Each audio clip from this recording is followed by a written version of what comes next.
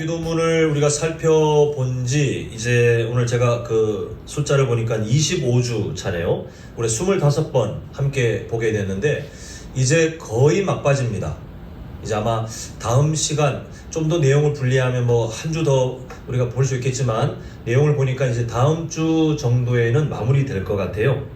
우리 성도님들 주기도문의 이 전체적인 맥락을 좀 기억하셨으면 좋겠습니다. 우리 복습 삼아 한번 간단하게 정리하자면 주기도문의 그 의미가 뭐였죠? 우리가 예배를 마칠 때 당연히 그냥 외워야 되는 그런 기도가 아니었습니다. 그리고 예수님께서 자 기도할 때 이런 순서로 하라라고 기도의 어떤 샘플, 모범 사례를 주신 것도 아니었습니다. 제자들이 요청했죠.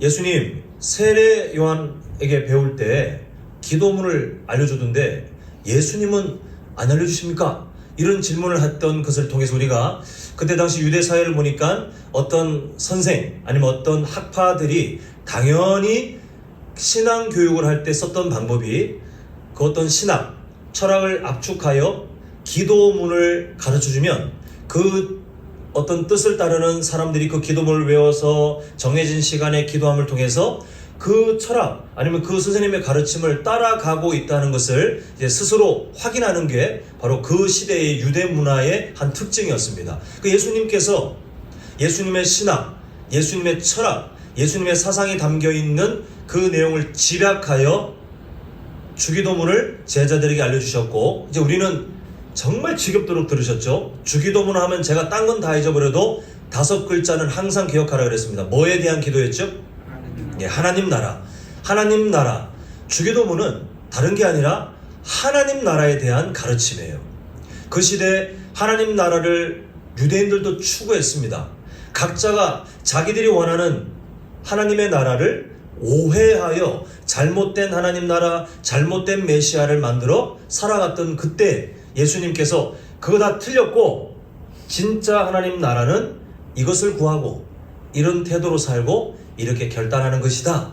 이 가르침을 담아서 그 내용을 압축하여 제자들에게 알려주신 그 기도가 지금도 우리 교회를 통해서 성도님들의 삶 가운데 똑같은 신앙교육으로 전해지고 있는 것이죠. 그래서 우리는 주기도문을 오해하여 기도 예배 마칠 때 쓰는 기도 아니면 그냥 예수님 알려주신 샘플이 아니라 하나님 나라가 뭔지를 이 주기도문을 통해 샅샅이 찾아내야 우리가 하나님 나라를 이해하고 하나님 나라에 합당한 백성들로 살 수 있구나. 우리가 그런 마음으로 지금 25주를 달려왔습니다. 그래서 우리가 항상 주기도문 시작할 때 인상 깊었던 내용, 가장 첫 문구가 뭐였죠? 우리가 외우는 한글 성경 말고 실제 원어 성경의 주기도문은 뭐였죠? 아빠. 예수님께서 아빠라고 하나님을 부르도록 가르친 그 내용을 보았습니다. 그 주기도문은 그 안에 있는 하나님 나라를 이해할 때 그 하나님 나라에 소속되는 사람은 또 하나님 나라의 백성은 그냥 어떤 종교적인 행위를 한다 이게 아니라 그렇게 해서 소속되는 것이 아니고 또 세상에 뭐 돈을 투자해서 아니면 어떤 자격을 얻어서 되는 것이 아니라 예수님의 십자가 사랑을 통하여 하나님과 깨어졌던 관계가 단번에 화목되어 하나님을 감히 우리가 어떻게 부를 자격을 얻게 된 겁니까? 아빠예요, 아빠. 그냥 아바마마 이렇게 무슨 사극에 나오는 것처럼 거리가 멀리 넘치는 게 아니라 아빠라고 이 주기도문을 예수님이 시작하신 내용을 우리는 마음속에 새겨야 됩니다. 이게 세상이 생각하는 하나님 나라와 달라요. 그리고 그 뒤에 우리는 여러 강구를 통해서 하나님 나라가 어떤 기도들을 담고 있는지를 우리가 아주 자세하게 살펴봤는데, 자, 우리가 지금 저번 주부터 계속 보고 있죠. 13절. 오늘 우리는 13절을 보게 됩니다. 자, 우리 13절 한번 같이 성경을 보시면서 읽겠습니다. 시작. 우리를 시험에 들게 하지 마시옵고 다만 악에서 구하시옵소서. 여기까지요. 지금 주기도문에는 간구, 기도의 간구의 형태로 되어 있죠. 간구의 형태. 그래서 하나님 이렇게 해주십시오 라고 말하는 거, 하나님 이렇게 해주십시오 라고 간구하는 그 간구를 통해 어떤 마음으로 살고 어떤 결단으로 살지가 계속 이 두 가지 형태가 나왔는데, 지금 마지막으로 보고 있는 이 간구, 우리를 시험에 들게 하지 마시옵고 다만 악에서 구하시옵소서, 이 내용은 우리가 누리고 있는 구원의 지금 형태를 잘 이해해야 오해하지 않을 수 있는 우리 삶의 당연한 태도인 것 같습니다. 그래서 주기도문의 첫 마디를 아까 말씀드렸죠. 아빠라고 부르는 것처럼 우리는 깨어졌던 그 관계가 예수님의 십자가 사랑을 통해서 다시 화목하게 되었는데, 그 변화된 삶을 다르게 부를 때 우리는 구원받았다 라고 하기도 하고, 그 변화된 관계가 변화된 삶을 또 다르게 표현할 때 하나님 나라에 소속되었다, 이렇게 여러 표현들을 통해서 우리는 우리의 구원에 대해서 설명합니다. 그러니까 다른 사람 이야기가 아니라 현재 이 자리에 계신 구원받은 우리 각자의 삶에 대해서 나는 하나님과 친밀해졌다, 나는 하나님께 구원받았다, 나는 하나님 나라에 소속되었다라고 우리는 서로 다른 표현이지만 그러나 구원에 대한 같은 의미를 말을 할 수 있습니다. 근데 문제는요, 이렇게 하나님을 향해서 아빠라고 부를 수 있는 엄청난 자격과 또 아직 우리의 연약한 삶이 있음에도 불구하고 하나님께서 예수님의 십자가 사랑을 통해서 법정적인 용어를 선언하시면서 내 아들 예수 때문에 너는 이미 의인, 이렇게 자격을 아예 선언해버리셨던 그 은혜, 그리고 우리는 정말 부족하지만 하나님 나라에 소속되어 살 수 있는 그 엄청난 은혜를 주셨는데, 그럼에도 오늘 우리가 좀 고민할 주제입니다. 그럼에도 우리가 이 세상에 두 발을 딛고 사는 한 우리는 그런 엄청난 자격과 은혜를 누리고 있음에도 동시에 악한 마귀의 영향력에 노출되어 살고 있다는 것이에요. 이게 지금 우리가 오늘 풀어야 될 숙제입니다. 이것은 지금 우리가 저번 시간부터 하나님의 통치와 악한 마귀의 통치, 이 개념이 지금 13절에 녹아 있는데, 이 하나님 나라, 하나님의 통치와 악한 마귀의 통치를 잘못 생각하면 마치 하나님 나라의 통치와 악한 마귀가 과거 우리나라가 한국 전쟁을 겪을 때 북한군이 밀려 내려오면 그만큼 한국군은 밀리고, 아니면 반대로 한국군과 유엔군이 확 올라가면 북한군이 밀리고, 이런 진영 싸움을 하는 것으로 착각하는 분들이 계세요. 그건 천만의 말씀이에요. 어디 감히 악한 마귀가 하나님의 통치를 집어삼키며 자기의 땅을 만듭니까? 천만의 말씀이에요. 하나님의 통치는 악한 마귀를 통틀어 온 우주를 덮고 있기 때문에 마귀가 그 어떤 부분을 균형을 깨트려서 하나님이 통치하지 못하도록 자기의 힘을 과시하고 그 세력을 점점 넓힌 것이 성경의 이야기고, 지금 이 말세의 때에 막 하나님과 그 마귀의 세력이 막 대등하게 대립하고 있는 그런 개념이 절대 아니라는 겁니다. 감히 그런 상상은 말도 안 되는 내용이지. 하나님의 통치는 악한 마귀까지도 다 그 하나님의 섭리 가운데 다스리고 계시는 거예요. 그럼 우리는 지금 궁금증이 생기는 겁니다. 그러면 하나님의 선한 마음으로 그 계획 가운데 온 우주가 악한 마귀까지도 하나님의 통치 아래에 있다고 우리는 그 주권을 지금 고백했는데, 그럼 그렇다면 여전히 왜 악한 마귀의 통치는 여전히 이 세상 가운데 그대로 나타나고 있는지, 그리고 왜 여전히 악한 마귀가 계속해서 사람들을 속이도록 미혹하도록 하나님은 그 영향력을 허용하고 계시는지 우리는 깊은 고민을 하지 않을 수가 없습니다. 근데 이 현상에 대하여 아주 우리가 쉽게 이해할 수 있는 것을 보면 창세기 4장을 통해서 우리가 볼 수 있는데요. 우리가 창세기 3장에서 본 바와 같이 최초의 범죄가 일어난 다음에 창세기 4장은 어떤 시각으로 보셔야 되냐면, 아담의 후손들, 이제 최초의 범죄를 저지른 그 가정과 함께 그 후손으로 시작되는 인류 역사 가운데 인간이 원죄를 해결하지 못하고 살아감에 어떤 문제들이 나타나는지가 여실없이 드러나는 것이 그 증거들 아닙니까? 그 원죄의 영향력을 보게 돼요. 그게 원동력이 되어서 자범죄를 짓게 하며 사람이 악할 수밖에 없는, 하나님의 뜻을 점점 떠날 수밖에 없는 그 현상들이 창세기 4장부터 계속해서 나타나고 있는데, 자, 하나님께서 죄를 싫어하십니까? 안 하십니까? 성도님들이 이해하신 하나님 어때요? 죄가 있든 말든 그건 내가 알 바 아니고 나는 나중에 그냥 내가 알아서 할게, 이렇게 하시는 분이십니까? 아니면 죄를 싫어하십니까? 예, 그러면 제가 그런 하나님의 성품을 딱 거기까지만 이해하고 제가 만약 하나님이라면요, 창세기 4장부터 저는 공포정치를 할 것 같아요. 죄를 싫어하니까. 그리고 하나님도 아시죠? 그 아담과 하와를 비롯하여 그 후손들이 이 원죄의 문제를 스스로 해결할 수 없기 때문에 그냥 가만히 놔두면 죄를 짓는 건 누구보다 잘 아시잖아요. 근데 죄를 싫어하는 하나님이 만약 저라면 저는 그를 죄 짓는 걸 저는 꼴도 보기 싫어서 공포 정치를 할 것 같아요. 매일마다 본보기로 죄를 짓는 사람을 본보기로 공개 처형을 아주 잔혹한 방법으로 하면 벌벌벌벌 떨면서 원죄가 있든 말든 그 공포심 때문에 아니 지을 죄를 하나라도 더 줄일 수 있으면 그게 얼마나 이익입니까? 근데 하나님은 그렇게 하지 않으십니다.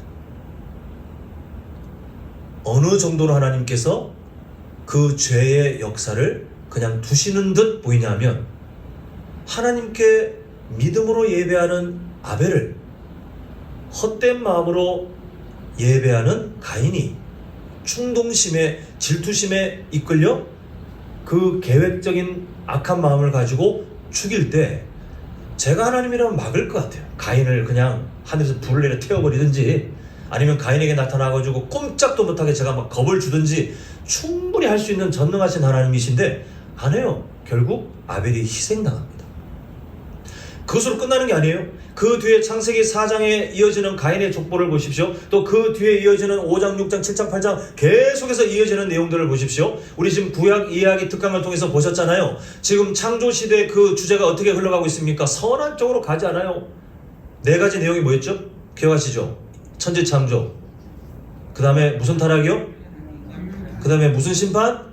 홍수심판. 마지막에 뭘 짓습니까? 바벨탑 사건. 되어지는 일들을 보면 다 죄입니다. 죄. 그냥 하나님 앞에 할 수 있는 한 교만하려고 하는 그 가인의 마음이 가인 후손을 통해서 가인 계열이 등장하잖아요. 제가 하나님이라면 등장조차 못하도록 씨를 말릴 것 같아요. 근데 하나님은 그렇게 하지 않으십니다. 여기에 하나님의 마음이 담겨 있어요. 노아 홍수 사건도 마찬가지잖아요. 그 이후에 하나님께서 노아 가족들에게 또 하나님 그 여자의 후손이신 예수 그리스도를 그 약속을 이어가시기 위해서 생육하고 번성할 수 있는 그런 약속을 주시고 정말 그렇게 하시잖아요. 그 이후에 정말 그 사람들이 꼼짝 않고 하나님을 경외하며 살아갔습니까? 아니요. 바벨탑을 만드는 그 니므롯, 그런 악한 왕이 등장하여 바벨탑을 만드는 그런 세상의 교만한 마음이 막 득세할 때 하나님은 가만히 계시는 듯 보이더라는 거예요. 왜 그렇게 하시느냐? 이게 되게 중요한 여기 역사적인 그 하나님의 영적 진리가 있습니다. 제가 한 가지 예를 들어 드리겠는데요. 암 환자들에게 가장 보편적으로 적용되는 치료법이 수술일까요? 항암 치료일까요? 네, 항암 치료입니다. 상식적으로 어느 정도 아실 것 같아요.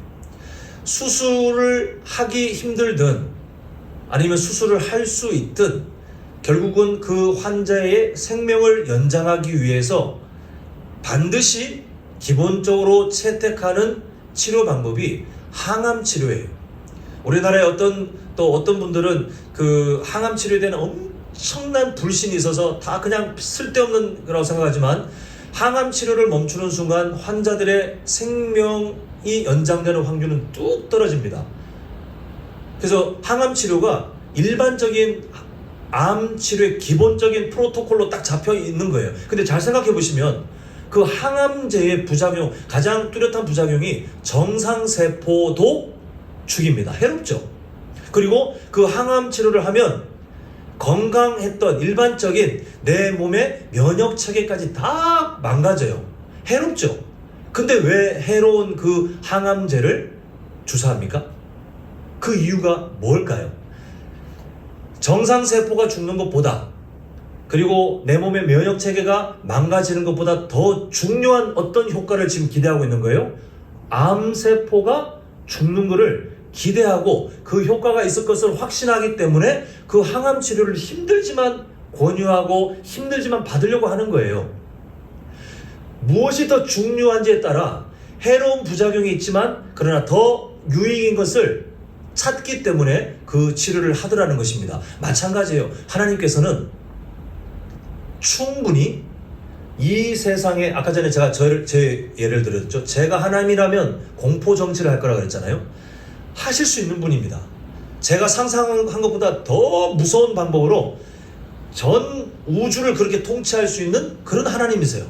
근데 하나님은 왜 그렇게 하지 않으셨냐 하면 가인이라고 하는 악한 사람이 등장하는 부작용, 또 그 가인의 후손들을 통해서 하나님을 대적하는 그런 가문, 그런 그 죄의 역사들, 또 노아 홍수 이후에 여전히 그 가인 계열의 특징들이 나타나는 죄의 타락상이 나타나는 부작용이 있더라도 하나님께서 더 중요하게 생각하시는 것이 있는데, 그게 뭐냐면요, 죄를 지을 수 있는 자유와 동시에 자발적으로 하나님께 예배할 수 있는, 하나님 말씀에 순종할 수 있는 이 자유의지 두 개를 봤을 때 하나님은 기계적으로 겁을 줘가지고 억지로 순종하고 억지로 예배하게 하는 것보다 죄를 지을 자유도 있지만 또 그런 부작용도 나타날 걸 아시지만 그 어떤 한 사람이 마치 셋처럼, 그 셋의 가문처럼 하나님께 부르짖고 하나님 앞에 연약한 존재임을 고백하면서 하나님을 왕으로 인정하는 그 사람들이, 소수의 사람들이 하나님을 정말 자발적인 마음으로 예배하고 드러내고 또 인정하고 그 말씀에 순종하는 그 시간들을 하나님이 너무 기뻐하시는 거예요. 옆구리 찔러 절받기 신앙을 하나님은 절대 원치 않으시는 거예요. 자, 오늘 우리 저는 요즘 시대로 보면 우리 수요일날 모이시는 성도님들의 숫자도 참 대단하다 생각됩니다. 근데 우리 주일날 모이는 숫자에 비해서는 현저히 작죠. 그러니까 한국교회 어쩔 수 없는 현상이에요. 안타까운 현상이에요. 자, 그러면 하나님이 만약에 그걸 작정하시면 오늘 이 자리에 다 오게 하실 수 있는 분이십니까? 못 하시는 분이십니까? 하나님이 작정하시면요, 오늘 겁을 줘가지고 환상 가운데 나타나서 너 오늘 수요 예배 안 하면 너 죽어, 너 망해, 하나님께서 그렇게 며칠 동안 달달달 볶으시면 겁을 내서라도 이 자리에 예배하려고 나오는 사람들이 1명, 2명, 3명 더 늘어날 거예요. 근데 하나님이 왜 그렇게 안 하실까요? 왜 주일 예배, 물론 아주 특수한 상황들이 있겠지만 제가 아는 한 보편적인 상황에는 예배를 안 드릴 수 있는 자유, 예배를 드릴 수 있는 자유, 이 자유 속에 우리 성도님들에게 그 자유를 허용하고 계시는 하나님의 마음이 뭐냐 하면 안 올 수 있는 자유가 있어요. 실제로 그 자유를 선택하는 분들도 계십니다. 부득이한 상황 말고. 그럼에도 자신의 시간과 자신의 몸과 자신의 마음을 딱 구별하여 이 자리에 하나님, 저 하나님 앞에 나왔어요. 하나님, 정말 몸은 쉬고 싶고 내가 정말 오늘 정말 있잖아요, 제가 오늘 하루 중에 누구 때문에 마음이 상해가지고 그냥 집에 틀어박혀서 안 나오고 싶지만 그래도 하나님, 제가 이 마음까지도 이겨내서 이 자리에 왔어요. 하나님의 은혜를 사모하고 왔어요. 하나님을 왕으로 인정하고 왔어요. 지금 우리 성도님들처럼 그 자발적인 예배 태도를 결정하실 때 하나님이 그 마음을 정말 기뻐하시는 거예요. 그래서 우리에게 공포 정치는 안 하십니다. 물론 개별적으로 하나님께서는 때로는 말씀으로, 때로는 삶의 어떤 징계를 통해서라도 교육을 하실 수 있지만 매일마다 막 공포 정치를 통해서 우리가 억지로 성경 읽게 하시고 억지로 기도하게 하시고 억지로 예배드리게 절대 안 하시는 이유, 앞으로도 그렇게 하실 거예요. 왜요? 뭘 중요하게 생각하십니까? 하나님께서 방관자처럼 구경하시는 분도 아니고 하나님께서 그냥 귀찮아서 뒤로 빠지신 분도 아니고 하나님이 뭘 중요하게 생각하신다고요? 우리의 자유의지를 통하여 안 할 수도 있지만 그러나 그럼에도 우리가 하나님께 예배하는 것을 기뻐하시고, 그럼에도 우리가 성경을 펼쳐 하나님의 말씀을 보는 것을 기뻐하시고, 그럼에도 우리가 시간을 구별하여 기도하는 것을, 그 자유의지를 통해 하나님을 인정하는 것을 하나님이 정말 기뻐하시기 때문에 설령 죄의 부작용들이 나타나서 교회 안에 가짜 신앙들이 자랄 위험도 있고, 그리고 이 세상에 하나님을 우습게 생각하는 그런 가인 계열의 특징들이 막 득세하고 있다 할지라도 하나님은 그거보다 내 자녀가, 내 백성이 나에게 자발적으로 옆구리질러 절받기가 아니라 정말 자신이 먼저 움직여서 나에게 예배하고 나를 인정하고 내 말에 순종하는 것을 난 정말 기다리고 있어.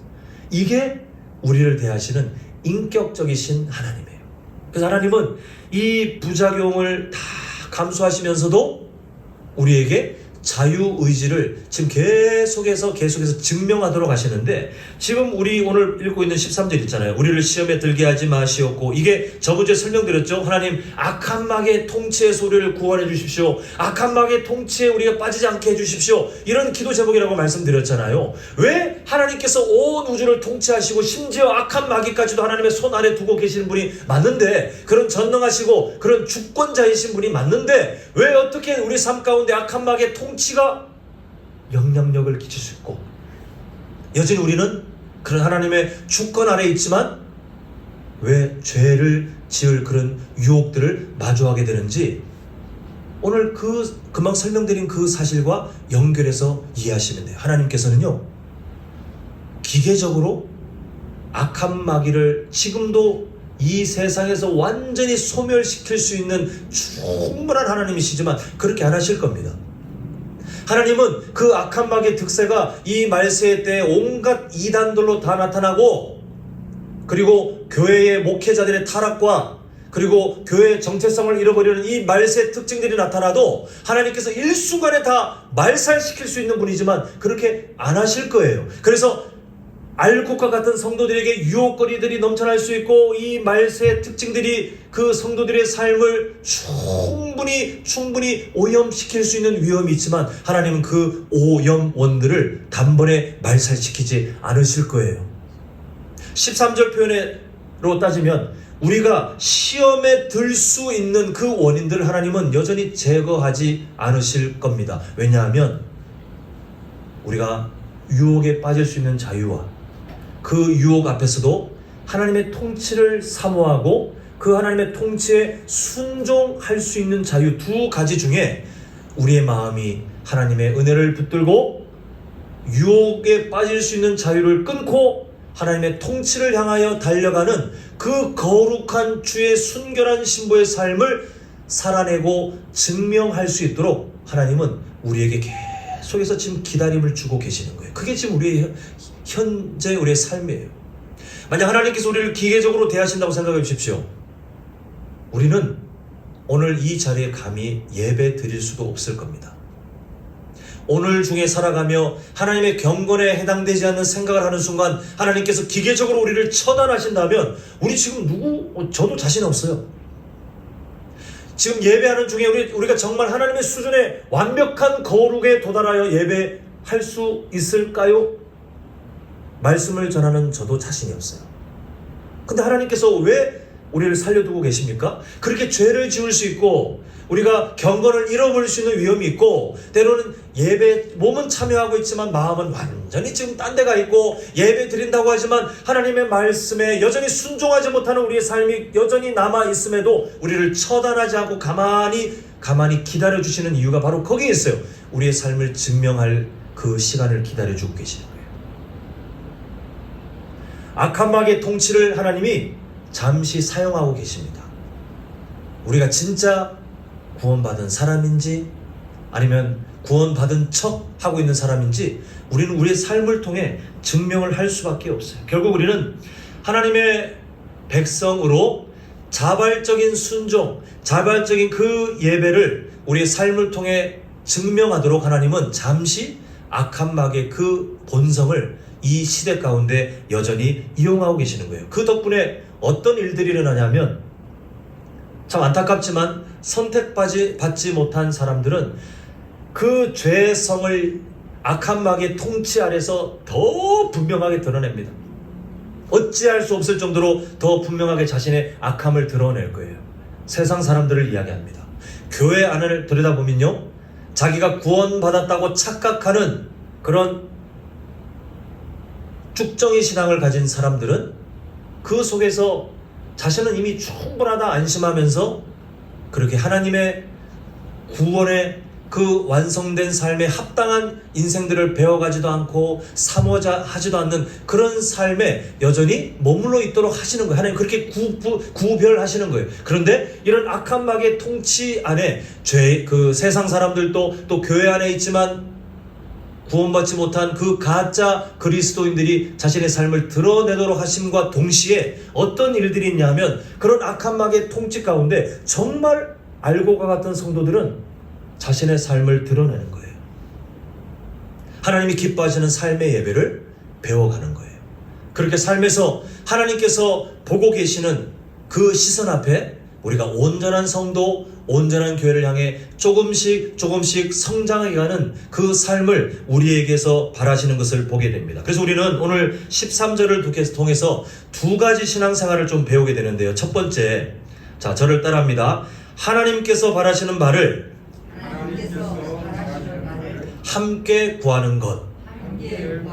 예, 자, 저번 주에 설명드렸습니다. 13절과 10절은 짝을 맺어 연결된 구절이라고 말씀드렸죠. 10절에 나라가 임하시오며, 이게 결국 누구의 통치를 사모하는 겁니까? 네, 하나님의 통치. 잘 기억하고 계셔서 너무 힘이 나요. 하나님의 통치를 기다리는 거예요.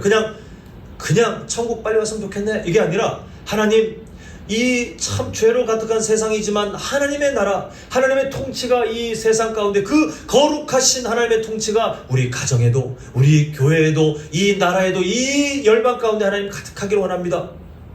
이걸 사모하는 게 나라가 임하시오며, 이 마음가짐이라고 그랬어요. 그게 하나님 나라에 소속된 사람들의 특징이라고 했습니다. 마찬가지로 13절, 하나님의 나라에 하나님의 통치가 임한다는 것은 반대로 누구의 통치가 무너지기를 원하는 겁니까? 악한 마귀의 통치. 오늘 13절의 내용이 그거예요. 하나님, 시험에 들게 하지 마시옵소서. 그것은 그냥 하나님 저 편하게 좀 살게 해주십시오, 이게 아니라 우리가 하나님의 통치 안에 있어야 되는데, 그 통치에서 벗어나도록 유혹하는 악한 마귀의 그 유혹들을 하나님, 우리가 발견하고 우리가 이길 수 있도록 주님 도와주시옵소서. 그래서 하나님의 통치가 우리의 인생 가운데, 우리의 가정 가운데, 우리 교회, 이 민족 가운데, 이 열방 가운데 나타나기를 누구의 마음과 함께 가는 거예요? 자, 우리 교회 핵심 가치입니다. 누구의 마음이요? 하나님의 마음. 맞아요.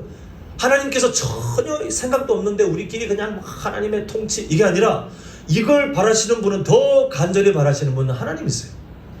그리고 우리는 예수 그리스도의 십자가 사랑을 힘입어 하나님께서 보고 계시는 것에, 원래는 보지 못했던 사람인데 이제는 말씀을 통해서 시선의 방향을 돌려서 하나님께서 바라보시는 하나님의 통치가 더 넓어지길 원합니다. 더 거룩하게 이 세상이 가득 차길 원합니다. 우리가 그런 거시적인 시각을 함께 보면서 함께 사모하는 것이 우리 삶에 나타나더라는 것이에요. 그게 바로 하나님께서 바라보시는 바를 함께 구하며 사는 것. 그게 우리의 삶이 되더라는 것입니다. 자, 화면에 있죠. 두 번째 함께 읽겠습니다. 2번 제목. 자, 시작.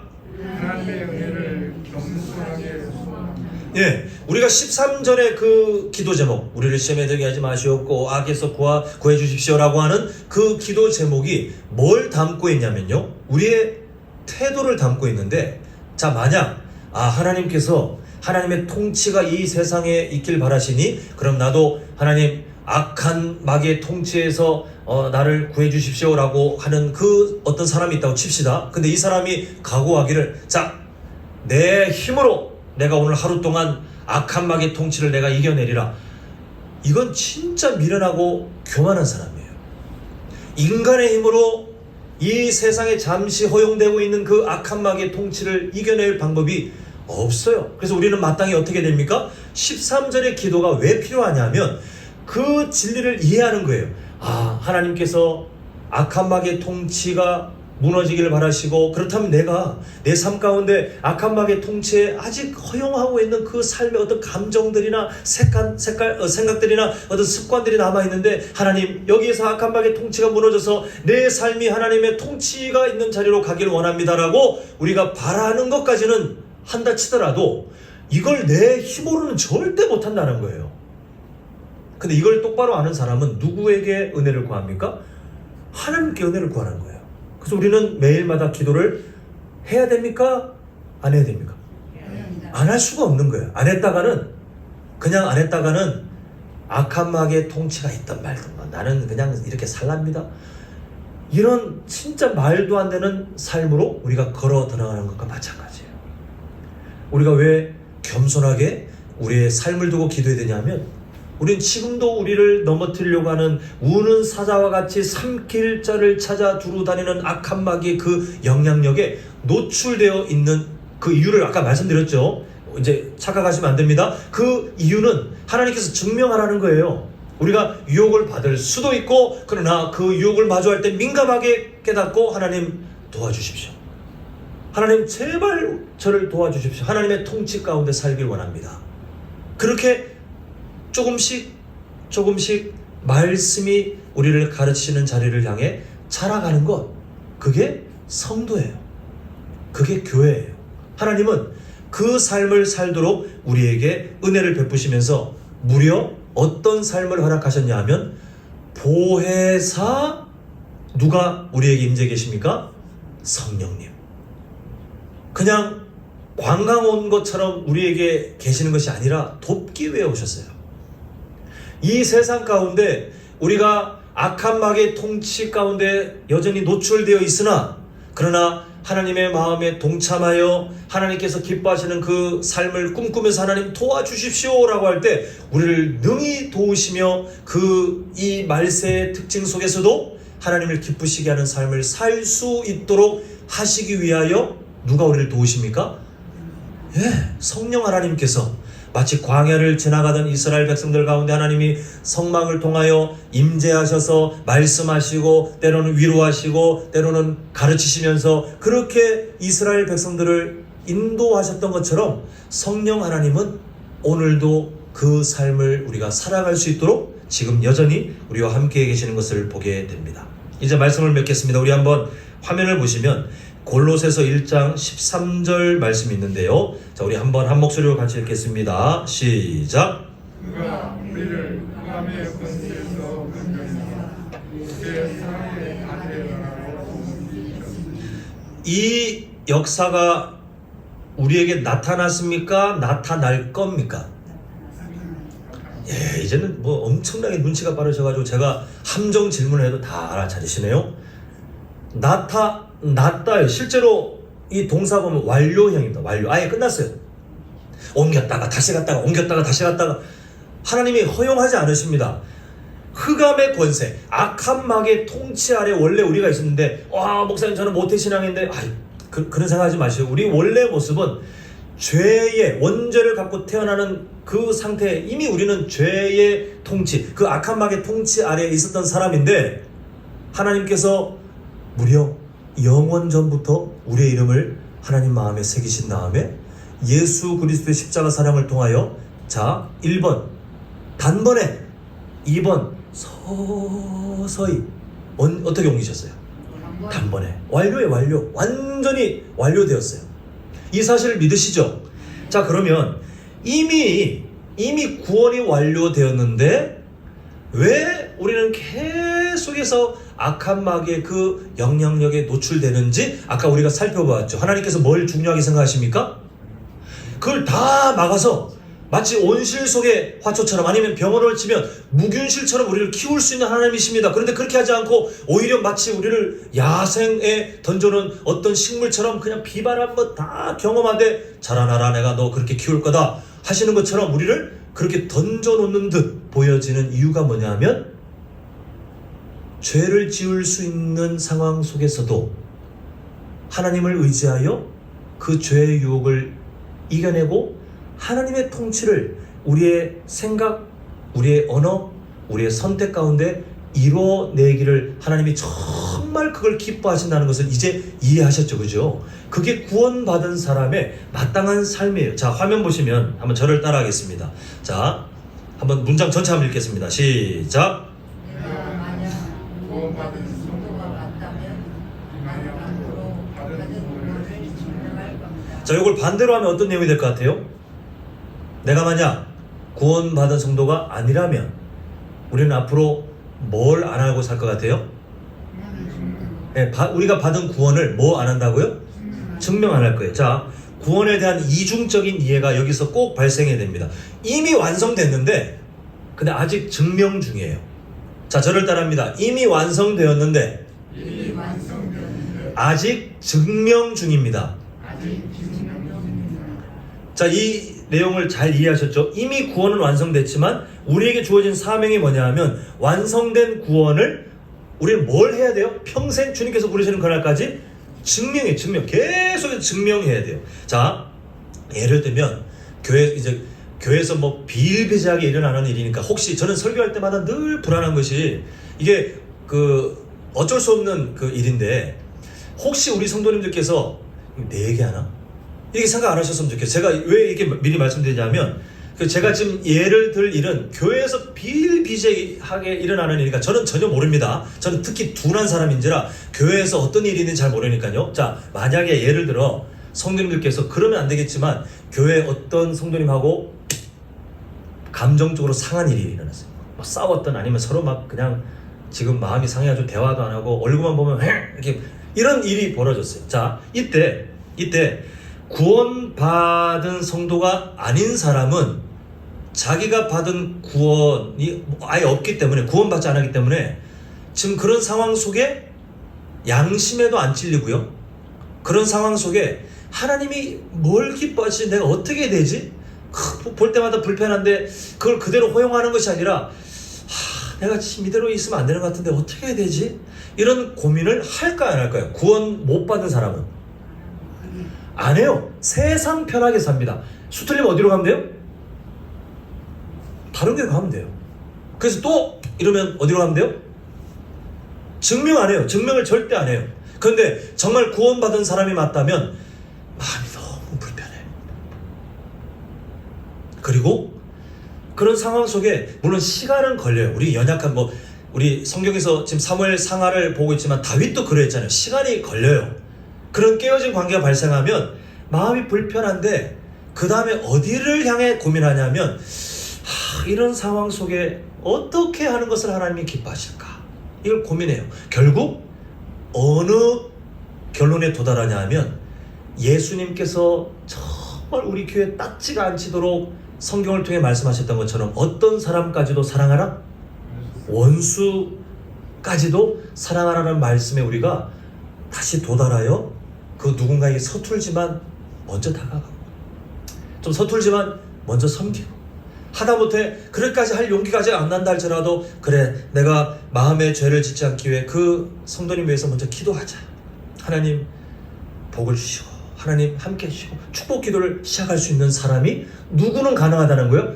구원받은 성도라면 그 삶을 통해 증명을 하게 되더라는 것입니다. 자, 이때 오늘 13절 내용이 바로 거기에 해당돼요.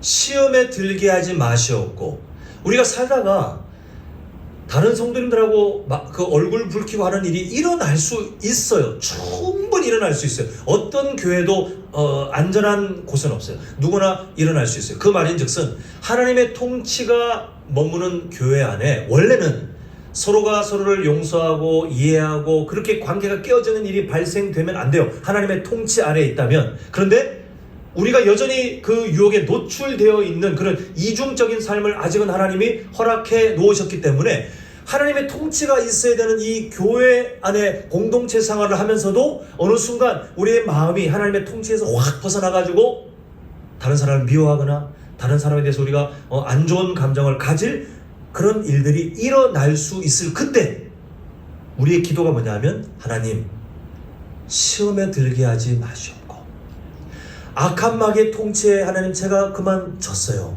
하나님 저를 도와주시옵소서 라고 기도라도 할 수 있는 마음을 얻을 수 있고 그래서 지금 우리 교회 안에 나의 마음 때문에 하나님의 통치가 지금 일부분 실천되지 못한다는 것을 정말 우리가 뼈저리게 아파하면서 회개 기도할 수 있는 그 성숙한 삶을 향해 자라갈 수 있고 그래서 용기를 내어 그 누군가에게 마치 내가 거들먹거리면서 내가 너 용서해줄게 이게 아니라 예수님처럼 먼저 섬기고 먼저 사랑하고 다가가고 이렇게 할 수 있는 삶을 살아가면 결국 무너졌던 악한 마귀의 통치가 일순간 내 감정에 또 교우 간의 관계 그 자리에 발생되었으나 다시 누구의 통치가 나타나기 시작했어요?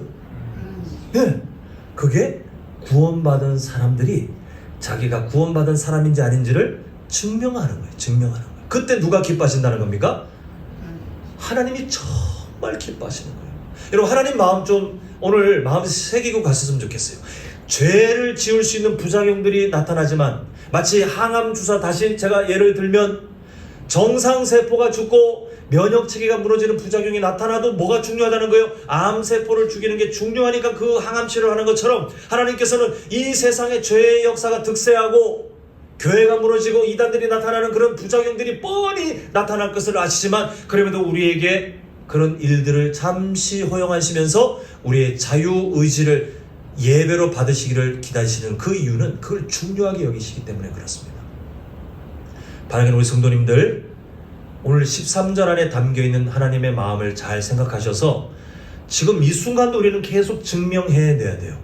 이제 이따가 우리 주기도문하고 주기도문의 그 내용을 이해하면서 우리 다시 한번 고백하잖아요. 끝나고 우리가 돌아갈 때 우리는 또 다시 증명할 그 시간들을 우리의 일상에서 계속해서 만나게 될 겁니다. 실수하실 거예요. 또 실패할 겁니다. 하나님의 통치가 있어야 되는 내 감정, 하나님의 통치가 있어야 되는 나의 언어 생활, 하나님의 통치가 있어야 되는 나의 선택들이 어느 순간 악한 마귀의 통치가 스며들어 하나님의 통치를 따르지 않도록 하는 그 일에 내가 내 자유의지를 가지고 선뜻 그렇게 살아가는 모습들을 발견하실 거예요. 그러나 그때 구원받은 사람은 어떻게 돼요? 민감하게 빨리 깨닫고 빨리 그 자리에 대해서 하나님 나를 도와주시옵소서라고 은혜를 구하고, 그리고 하나님께서 무엇을 기뻐하실지 내가 살아가는 그 삶의 현장에서 정말 철저히 고민하여 그 삶을 향하여 살아가고자 몸부림칠 때 그때 확신하십시오. 아, 그래도 내가 구원받은 사람이다. 부족하지만 내가 이렇게 살아가도록 하나님이 나를 인도하시는 것을 보니 나는 그래도 확신을 가질 수 있는, 나는 구원받은 사람이다.